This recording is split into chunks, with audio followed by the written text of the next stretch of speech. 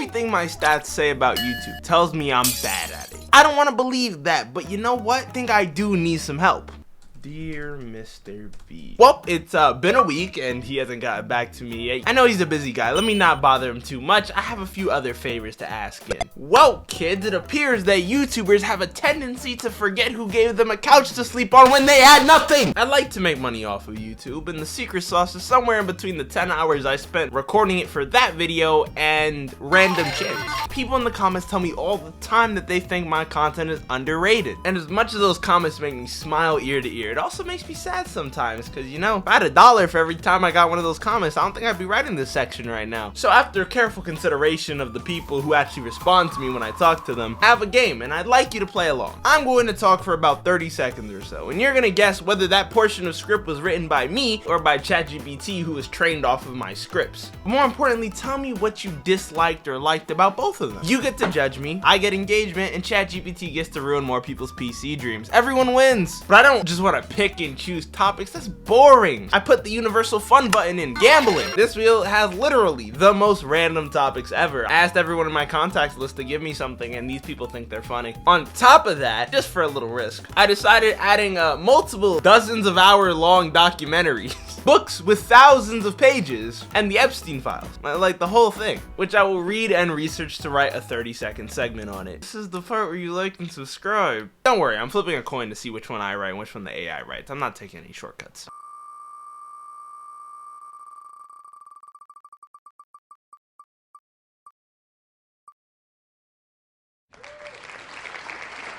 Fan theories are the movie equivalent of staring at a stain on the wall for just long enough, right? That you're able to discern where the One Piece is on it. Can't watch a movie anymore without somebody trying to be Sherlock Holmes. Actually, the dog represents grief. The lamp is a metaphor for capitalism. The entire movie is happening inside the protagonist's dying synapse. Hey, come here, shh.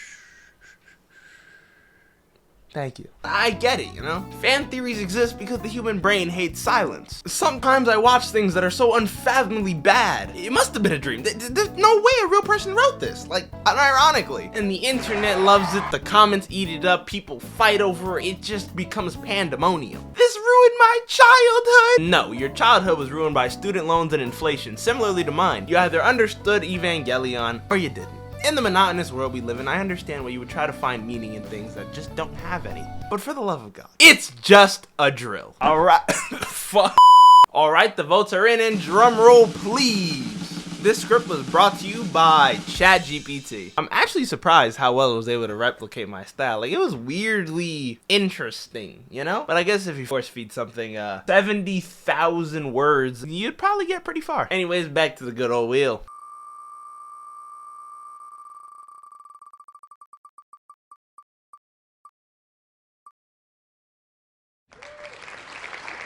In days of old, we had painters, people who spent their lives mastering the delicacy of a brush, using their medium the best way they could, mixing, color correcting, all to create this illusion of life. Now for those artists, here, come on, I have a new tool to give you. Now, I've always had a soft spot for hard edge. The idea that I can give a group of people freaking squares, and they can crack their knuckles and say, let me cook, and do, is insane. And besides how amazing pixel art is today, which I could go into like the technicality of it, there's something I think is pretty easy and understandable that we can talk about. For those who are a little older, maybe played older video games on your parents' TV or whatever, do you have a memory of older games looking better than they did when you replayed them? You might have chalked it up to nostalgia or stuff like that, but no. Let me give you an example. See that? Why is that? Now, the things we played games on had issues with resolution and refracting because, you know, just technological limitations, and I'm talking about CRTs. The visuals in turn would get a little stroke, and when you have something really small to work with, clearly this obscures all kind of visual prowess the medium can have, right? No, really, look at this, pay attention. They made that in 1994 with a box of squares. You see, what they would do is they would abuse the predictable distortion of the pixels on the TV in order to give effects more verisimilitude. Hold on, let me chuck that one off the word calendar real quick. And this won't work with just any pixel art. This was intentional. Every single thing on there was intentional. It's unfortunate that this is something that the advancement of technology actually made look uglier. But the idea that people took this limitation and turned it into a strength is just so fascinating. There's many more articles and videos about this kind of stuff if you are interested, but I hope you are because this topic really interests me. Hey, there's an upside. In order to get another taste of those visuals, those memories, you could buy a CRT TV for just a low price of goes, "Oh my goodness!"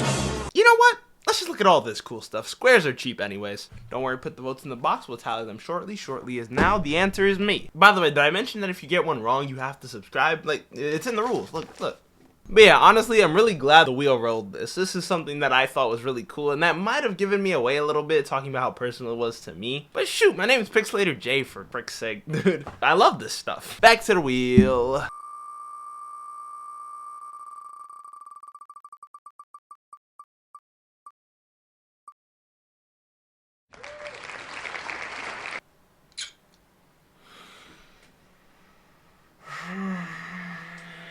Here's your helmet, soldier. Today we're gonna be reading. Now, for most books, you think this is gonna be a fun afternoon. No, this book is deceptive. You want to suffer on purpose. You must. You pick it up because you want to be intellectually dangerous. You want to be able to say at the end of it, I do not know how to pronounce his name. He changed your life. Without the how or the why, because that just take like 900 pages. It's a really complicated book. Practically an English major's berserk. The plot, you ask? Okay, so allegedly, it's about a murder. Allegedly. In practice, it's four guys, same dad, wildly different coping mechanisms for why they exist. One of them's horny, one of them's religious, one's logical and have this like spiritual constipation, and the other one just kind of chilling. He's vibing. As for Daddy Dearest, you ever wonder what would happen if like God pranked us? He's a really selfish prick. Everyone argues nonstop about God, about free will, all this stuff, and you're just kind of sitting there, you know, 400 pages in. I just want to know who killed who. I got a paper on this due in a day. Grabs you by your shoulders gently.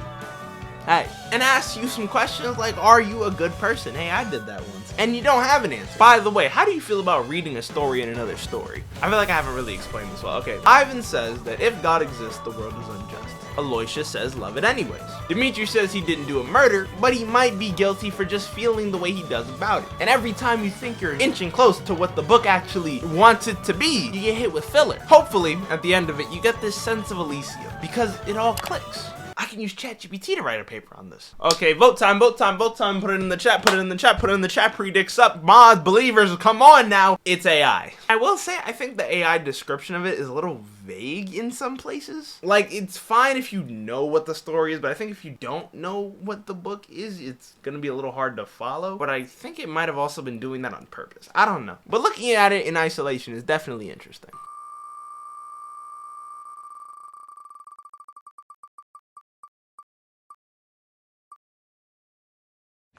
So, you're a Frenchman, you look to your neighbor, another slaver, and go, I can do that too. Liberté, a beautiful word. Incredible branding, but here's the gist. The people of France were in debt, horrible debt, giving up everything and living under this terrible ruler. However, the tipping point was bread. Once bread prices went up, there was a sudden realization among the people. Kings are just people, short people with bad posture. The crazy part is how it escalates. We start with a dream, a want for better France. I think we should have representation. Next is, you know, Ryuki Tenkai. And then everyone's getting decapitated. Like, there were so many decapitations. And everyone was on board with it until, they weren't. And they were getting decapitated for not being revolutionary enough. Long after the king's head was in a milk crate somewhere, people were just rioting. Thousands died in the name of freedom. Which is really ironic, because freedom didn't get to vote.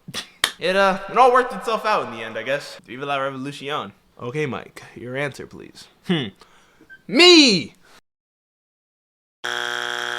Sorry, Mike, it's not on the board. The correct answer was ChatGPT. This one turned out weirdly good. I'm not even gonna lie. It's probably my favorite one. But, I think the French words might have gave me away. I don't think I'd ever write that in a script. Maybe I would, but I am profoundly lazy. Say it with me now. Spin that wheel.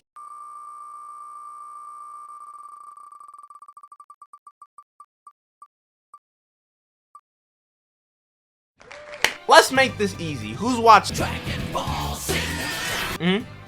Okay, cool.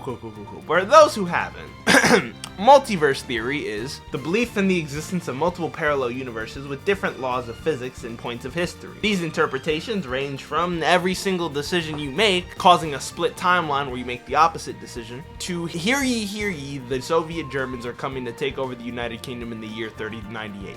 So as a story beat in a fictional piece, I don't really like it. It actually started to become really annoying. But the first time was fine though. But as a real thing for me to believe in, I don't know if I could really hop on that train. It's just hard to believe, because think about it, right? If someone comes up to me, puts a gun to my stomach and goes, "Can I shoot you?" Obviously you're gonna say no, but you're telling me that just to equalize the universe, a version of me is gonna get blicked down? Really? And then in that case, hypothetically, the shooter would still have to make the choice to shoot me, which would mean there's a reality where I say yes and he still doesn't. Wouldn't those parallel universes become the same at a conversion point? How does that work? Because me personally, of sound mind and body with no suicidal tendencies, is I'm not trying to get a persona. And you know what? I get it. People like to dream. There's a universe where she decided to crack me instead of the football team.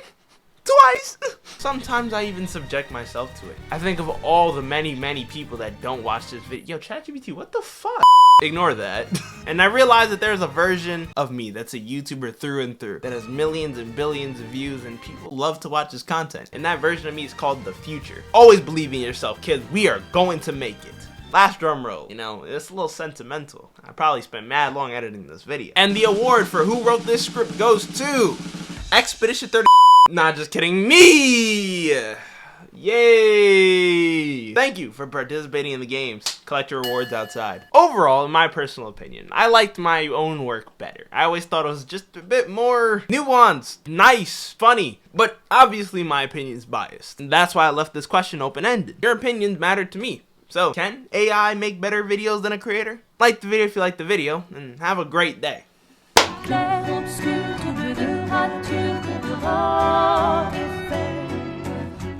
obscur, bordé aux peintures, trouveras sans elle.